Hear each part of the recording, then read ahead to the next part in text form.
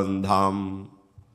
रजरानी यमुना रसरानी, समस्त खग मृग पशु पंछी, ब्रजवासी जन, रसिक महापुरुष जन, लता वृक्ष, ये सब परम कृपा में हैं। किसी एक की कृपा से जीव का कल्याण हो जाए।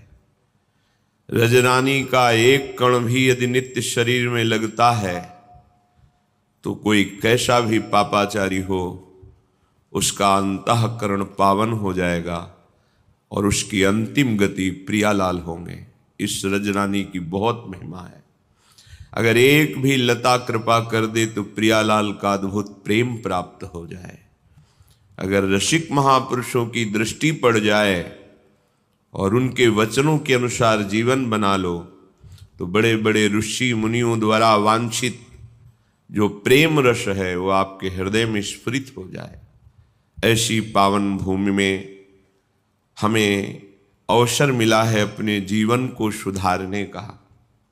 ये जो हमारे अंदर अहंकार पूर्वक आसुरी बुद्धि प्रेरणा देती है कि हम दूसरे की हिंसा कर कर, दूसरे का धन छीन कर, दूसरे को दुख देकर हम सुखी हो सकते हैं, अधर्माचरण से, चोरी से, व्यभिचार से, छल कपट से, तो विश्वास मानिए किसी और को दंड देने की जरूरत नहीं है।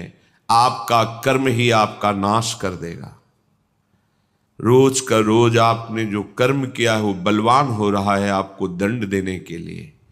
जहां समय आया फिर तुम्हें कोई नहीं बचा सकता, वो कर्म ही तुम्हें हजारों की भीड़ में नष्ट कर देगा। एकांत में होंगे तो तुम्हारे हाथ से ही तुमको दंड दिला देगा। इसलिए सावधान रहिए। कोई भी विपत्ति हमको उतना दुख नहीं देती जितना हमारा पाप कर्म हमको दुख देता है। कोई भी संकट नहीं है। यदि आप धर्म पूर्वक चल रहे हैं तो आया हुआ संकट भी आपकी उन्नति का कारण होगा। यदि पापाचरण करके आपने बहुत सी सुख सामग्री एकत्रित कर ली है तो आप देख लेना परिणाम में ना वो सामग्री रहेगी, ना सामग्री भोगने वाला तुम्हारा परिवार रहेगा और ना तुम रहोगे। तुम्हारा कर्म तुम्हारा सर्वनाश कर देगा, कहीं भी ठौर नहीं मिलेगी। इसलिए प्यारे, भगवान ने कृपा करके बहुत बढ़िया दिव्य अवसर दिया। बार बार तो बनत नहीं यह संयोग अनूप, मानुष तन वृंदा विपिन, रसिकन संग विविरूप। अत्यंत उदार करुणा वरुणालय श्यामा श्याम की उपासना। कैसी कृपा हो गई। मनुष्य शरीर श्रीधाम वृंदावन में बैठे हैं आप। यहां आने की भावना मात्र से पाप थर्रा उठते हैं। चाहे जिस भाव से आओ, ये धाम है अपना प्रभाव रखता है। वृंदावन ही प्रभाव सुनो, अपनो ही गुण देत, जैसे बालक मलिन को मात गोद भर लेत। जैसे अत्यंत वात्सल्यमयी माँ केवल ये देखती मेरा बच्चा है, मलिन है कि निर्मल है ये दूसरे देखते हैं, माँ नहीं देखती। ऐसे ही वृंदाटवी माँ हम सब उसके बच्चे ही हैं। जब हम किसी भी भाव से भागकर वृंदावन धाम आते हैं तो वृंदावन हमारा सुख संविधान करता है, हमारे पाप रूपी मल को नष्ट कर देता है, धो बहा देता है। बहुत बढ़िया सहयोग है, बहुत बढ़िया संयोग है।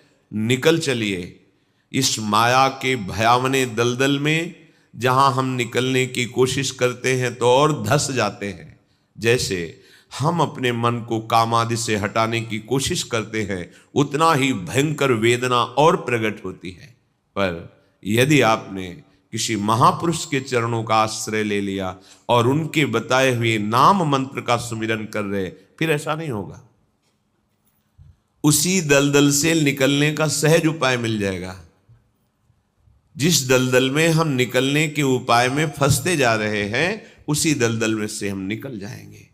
ये नाम, ये मंत्र, ये उपासना पद्धति बहुत बड़ा संबल है जो भयावह माया भ्रमात्मक रूप पैदा करके हमको भ्रष्ट कर देती है। तो नाम ऐसा प्रकाश डालता है जैसे बाहर दूर पड़ी हुई अंधेरे में रस्सी सांप का भ्रम करके हमें भयभीत कर देती है, पर सीधे उसमें लाइट पड़े, प्रकाश पड़े तो दिखाई देता नहीं नहीं ये रस्सी है, सांप नहीं है, आप बिल्कुल निर्भय हो गए।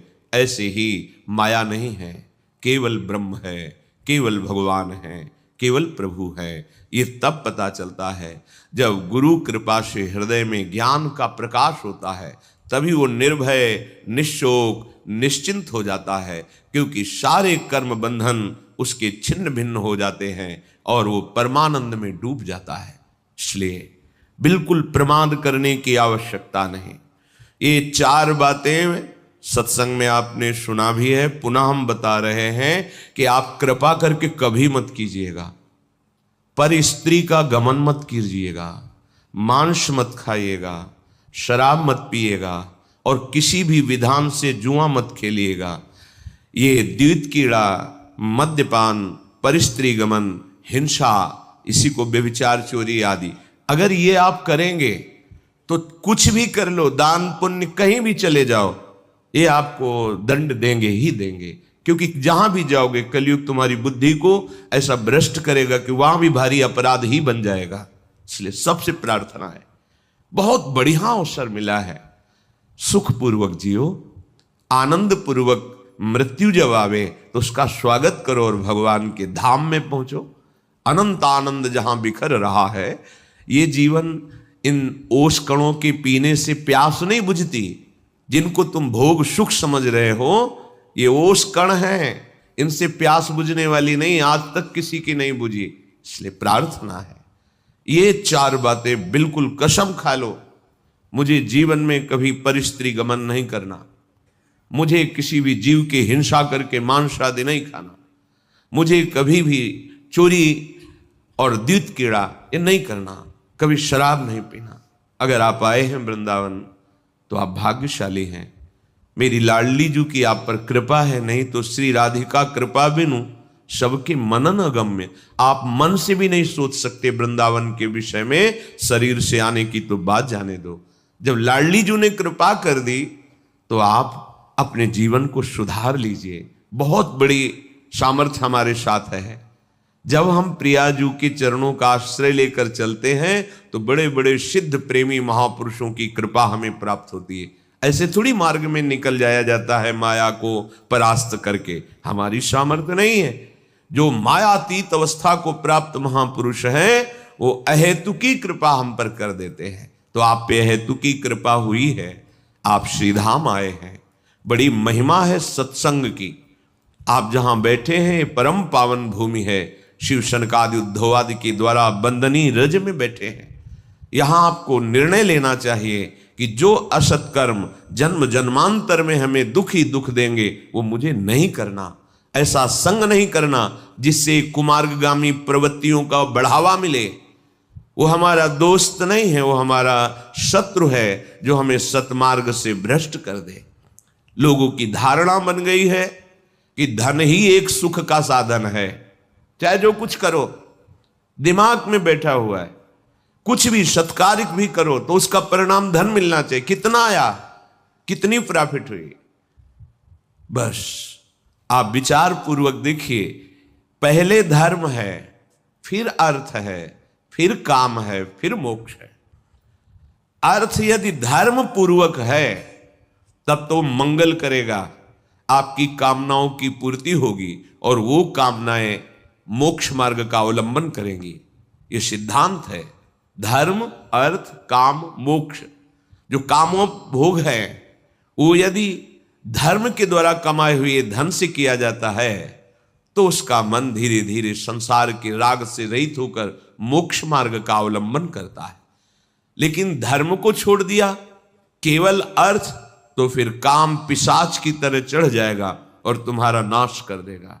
देख लो, आंख खोल के देख लो, जो केवल धन के पीछे पड़े हैं तो उनका अभिमान इतना बढ़ जाता है कि वो सर्वनाश स्थिति को स्वयं वरण कर लेते हैं, अर्थात स्वयं ऐसी दशा में पहुंच जाते हैं जहां क्लेश, अशांति, भय, शोक आदि है। इसलिए धर्म सबसे बड़ी वस्तु है। जो संत महापुरुषों ने, शास्त्रों ने विधान किया है उसे धर्म कहते हैं। और जिसे निषेध किया है कि ये नहीं करना चाहिए, उसे अधर्म कहते हैं। धर्म के पालन करने वाले के जीवन में ऐसा नहीं कि विपत्ति नहीं आती, संकट नहीं आते, रोग नहीं आते, ऐसा नहीं है। आते हैं, पर उनको सहने की सामर्थ्य मिलती है और आगे नहीं आएंगे। ये पीछे का हिसाब है। आज जो तुम कर रहे हो, आगे तुम्हारा बड़ा शुभ है, बड़ा मंगल है, बड़ा प्रकाशमय मार्ग है, आनंदमय मार्ग है। इसलिए हम आगे को सुधारने के लिए आए हैं। हमारा वर्तमान पवित्र धर्म युक्त, हमारा वर्तमान भगवत स्मरण युक्त, हमारा वर्तमान दूसरों को सुख देने की भावना से युक्त, तो निश्चित भविष्य आपका परम मंगल है, परम सुखमय है। देखो, भगवान के परम पावन भक्त पांडवजन सत्यनिष्ठ है, धर्मात्मा है, धर्म से चलते हैं। कितनी भारी विपत्ति आई है। जो चक्रवर्ती सम्राट पद पर अभिषिक्त हुए, उन्हीं को 12 वर्ष का वनवास और 1 वर्ष का ज्ञातवास। कितनी कठिन परिस्थिति है। भयावह जंगलों में जहां कोई सुविधा नहीं है, वहां जीवन व्यतीत करना है। और ऐसे सुविधा में रहने वाले सम्राट पद में जो हैं, उनको कौन सी सुविधा दुर्लभ है। जिनके मित्र भगवान श्री कृष्ण हैं, जो सत्य को स्वीकार करके धर्म में आचरण करते हैं, उनके जीवन में ऐसी विपत्ति, तो अपने लोग तो विपत्ति लायक ही हैं। इसलिए विपत्ति में कभी घबराओ मत। यदि विपत्ति में धर्म का त्याग कर दोगे तो फिर ठीक नहीं रहेगा। संकट आया, विपत्ति आई, दुख आई, तो और धैर्यपूर्वक उसको हमें सहना है और अपने भगवत चिंतन को, धर्म को नहीं छोड़ना है, तो आगे बड़ा मंगल होगा।